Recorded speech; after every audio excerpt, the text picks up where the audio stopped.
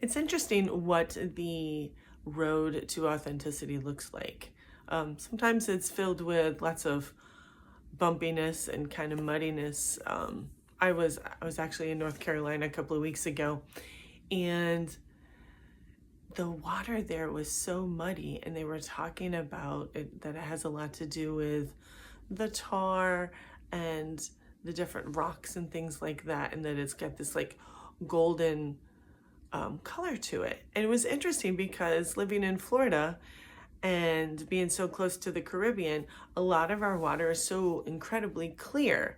And so I was thinking about the metaphors between just water and how clarity in water is kind of an interesting way to look at things. But it just kind of made me think about the different types of water that are out in all of the basins and in the waterways throughout the world, and how water is a perfect metaphor for clarity, and like clarity of mind, clarity of direction, clarity of like what's the next steps that I want to take in my life.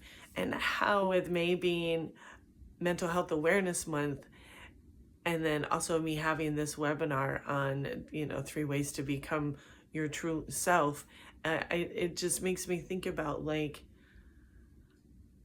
how do we truly get there? How do we truly align ourselves with our highest purpose? How do we truly release all of the things that are no longer serving us? How do we truly step into that next self and have that clarity of what direction to go, of who to meet, of who to connect with, of who to trust to even help them coach themselves into that next part of their life. And so what does that look like?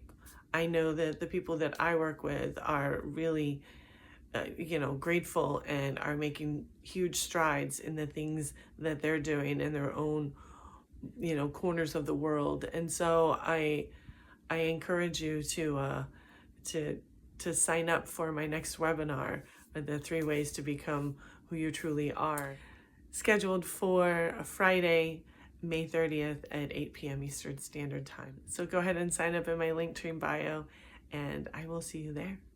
Thanks again.